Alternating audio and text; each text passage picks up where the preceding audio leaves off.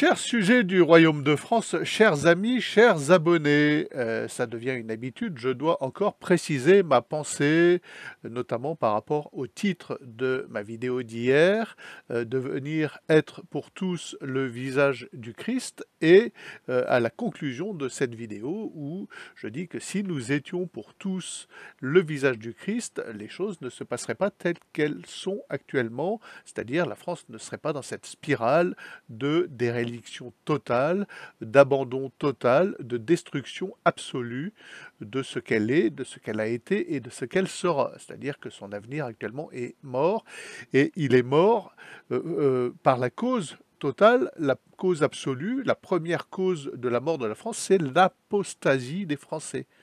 C'est leur ricanement quand on leur dit « je suis chrétien » et le Christ est la voie, la vérité et la vie.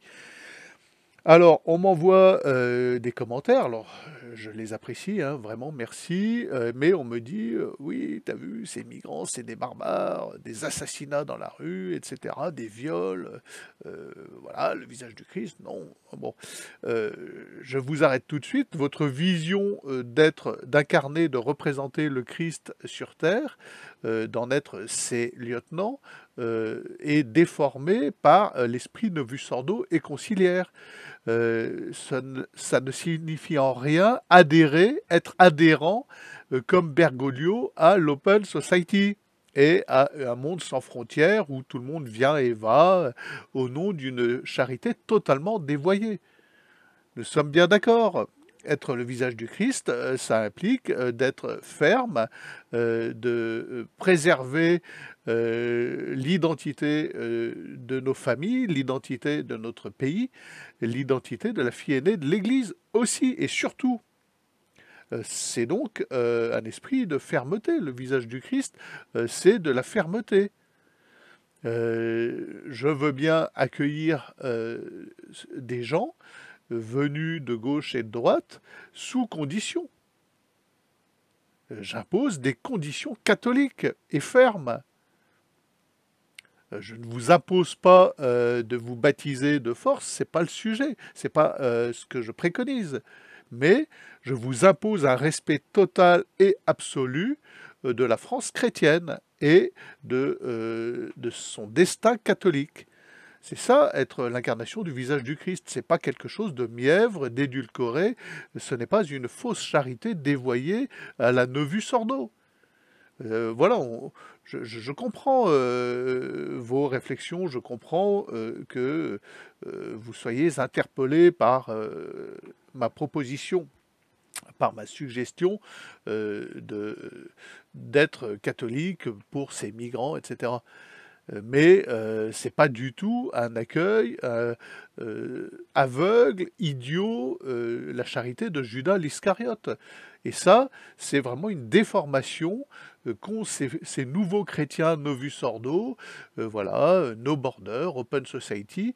Vous êtes devenus des mondialistes et vous adhérez à l'idéologie mondialiste et pour vous, le Christ serait actuellement l'ami de George Soros. Non, non, pas du tout.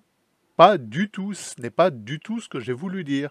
Donc je tiens à faire cette précision aujourd'hui, c'est le thème de ma petite vidéo d'aujourd'hui.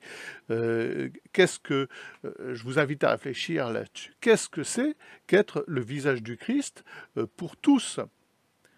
C'est pas quelque chose de mièvre où nous allons nous aplatir comme des carpettes au nom d'une vision édulcorée de la charité fraternelle.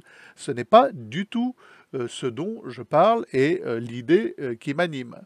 Voilà les amis, alors je vous invite à réfléchir sur la question, à venir en discuter en commentaire. Je vous invite à vous abonner.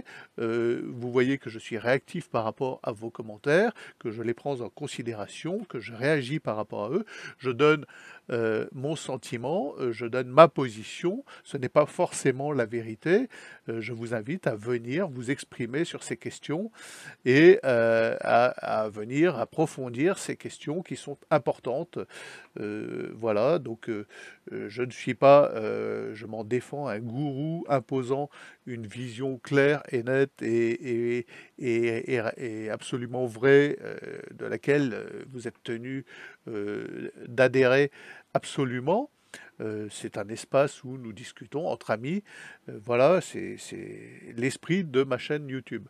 Bon, évidemment, je parle face caméra, c'est pas quelqu'un d'autre. Alors je pourrais organiser des interviews d'autres personnes qui ne pensent pas forcément comme moi, mais pour le moment, c'est moi face à cette caméra, donc ah oui, alors je voulais juste vous dire aussi, j'ai vu, la dernière vidéo de Laurent Glosy, sa réaction, par rapport à Civitas et je trouve le propos de Laurent Glosy totalement, excessif, limite sectaire et parfaitement idiot. Voilà et là pour le coup, plein d'amalgames, imbéciles. Cette vidéo n'est pas intelligente. Voilà, je résume à peu près la pensée de Laurent Glosy, c'est, «Il y a moi, et le père Jacques et la terre est plate et tout le reste, c'est du pédosatanisme». Bon, Glosy, c'est bon, je l'aime bien, hein, il est marrant, mais là, là, il a pas été très, très fin dans sa vidéo d'hier. Alors je vous invite à aller la voir, elle est sur Odyssée. Je vais pas vous mettre le lien parce que c'est un peu idiot. D'ailleurs, il se fait pourrir en commentaire, y compris par moi. Moi, j'essaye de rester courtois, hein, je lui dis mon sentiment, mais bon, la réaction de Laurent Glosy, sur l'affaire Civitas, c'est limite débile, voilà. Limite débile, ça omet, évidemment il y a des choses justes, il parle des musulmans, qui sont parfois plus charitables que certains catholiques, c'est pas faux, il y en a. Il parle, des juifs, il y a des bons juifs, bah oui, il y a des bons juifs forcément, mais je suis désolé, il faut, décrire, et expliciter la cause et la nature profonde de notre mal et de nos problèmes. Bon, et d'où surgit cet antichristianisme mondial et international, l'antichristianisme, le satanisme du nouvel ordre mondial. Quelle est sa source et quelle est sa racine, Laurent Glosy? Bon, t'es bien gentil, mais revois ta copie. Voilà, ça c'était un petit message pour Laurent Glosy.